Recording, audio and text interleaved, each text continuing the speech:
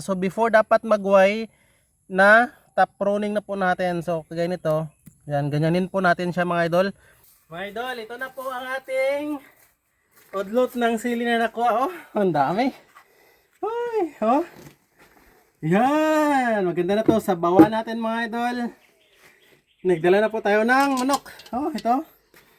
Manok native. Magandang araw mga idol. Ngayong araw, ika-D12 na po ng ating siling pansigang mga idol. And it's the perfect time po mga idol para mag top pruning po tayo mga idol. So top pruning is between 1 week to 2 weeks. Pwede din po madali up to 3 weeks. Pero magkakaroon na po siya ng ganito mga idol. Kung makita nyo po, magiging ganyan na siya. Magwaway na po siya. So before dapat magway na top pruning na po natin. So kagaya nito, yan, ganyanin po natin siya mga idol. Ito yung tatanggalin po natin mga idol. Yan. So ito din oh. Nag-ano po siya mga idol oh, nag-Y na po siya. So dito po. Yan, ganyan po ang top pruning natin. Magtitira po tayo ng isang linya na hindi po natin na top pruning mga idol. Para makita nyo po. Pero sa amin po, nung nag-sili farming po kami before, yung siling labuyo, napakaganda po ng result ng may top pruning. Yun nga lang, madelay po kayo ng harvest ng nasa 2 weeks dahil ito, early siyang ma-harvest. Pero dito kasi mga idol, lalabas pa po yung kanyang mga sanga sa pinakagilid. Like ito oh. Makita niyo po, ito pa yung lalabas mga idol na magkakaroon ng bunga. So madali po siya ng 2 weeks. Kung halimbawa ang expected natin is nasa 70 to 75 days ang harvest. So dito po sa top pruning, naabot po siya ng mga nasa 80 days bago siya ma-harvest. Yan, ganyan po, tinatanggal natin. Yan, sa mga may manok, pwede po to siyang pangsahog sa manok. Masarap. Yan, ito po ang kakalabasan dahil naputol mga idol. Oh. Parang natap pruning na po siya. Oh. Tingnan nyo po. Oh. Naputol man siguro to siya ng aso. Oh. Parang natap pruning na siya. Marami na siyang branches.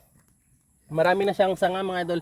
Yun yung purpose natin bakit tayo mag top pruning. Pero kabaliktaran naman po mga idol sa talong. Dahil sa talong magwa-Y pruning po tayo. Observe ko po doon sa tinanin ko pong talong. Mas maganda po ang Y pruning. Pero dito, top pruning. Top pruning meaning, tatanggalin po natin yung kanyang mga udlot. Yan oh, yan. Makita niyo po ito. Ito nag-Y na siya oh, medyo early po siya. Yan, sa 12 days natin, tanggal. So ito na po ang magiging sanga niya na magbibear ng fruits. Yan. Ito na ano kahapon oh. Yan, ganyanin natin. So marami-rami po tayong tatanggalin mga idol hanggang doon sa pinakadulo.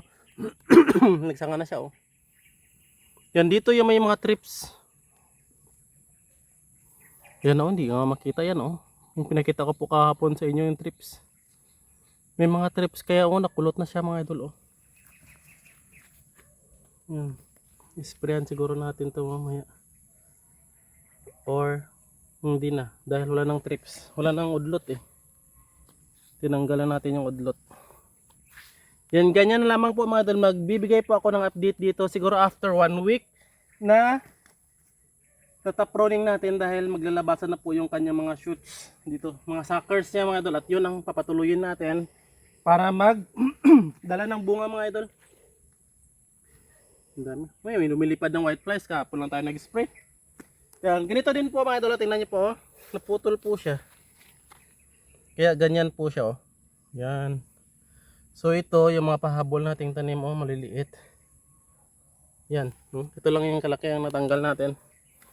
So ganyan lang mga idol oh. Yan, ganyan lang siya kabilis. Marami na pong nag-practice ng ganitong top pruning mga idol. Yan. So yung sa amin I think mag 4 years na nilabas po namin yung pag top pruning namin sa sili namin, and ang ganda po ng result niya. Marami-rami tayong makuha mamaya mga idol. Ganito. Pansahog natin sa manok. Yan. Oh. Hanggang doon. Ubusin natin mga idol. Day 12 na ngayon. So, I think day 20. Maganda na po yung labas ng mga suckers niya sa day 20 mga idol. Ito mga maliliit no, dinagdag natin na sobrang nating similya. Ito nag-Y na nga siya oh. Yan. Tanggalin natin din. Tsaka ito.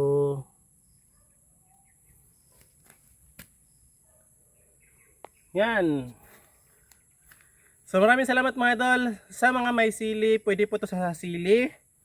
Siling labuyo or siling panigang. Ano ba? Atsal, pwede din po sa atsal mga idol. And yung mga ganyan ori mga idol, siling labuyo. Yan. Tig tatlo. Pwede po siya. Siling panigang, siling labuyo, atsal or bell pepper. Ang ganitong technique mga idol.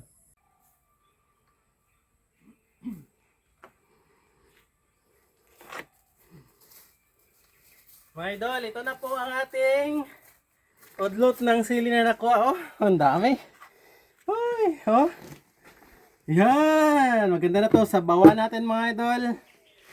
Nagdala na po tayo ng manok. Oh, ito.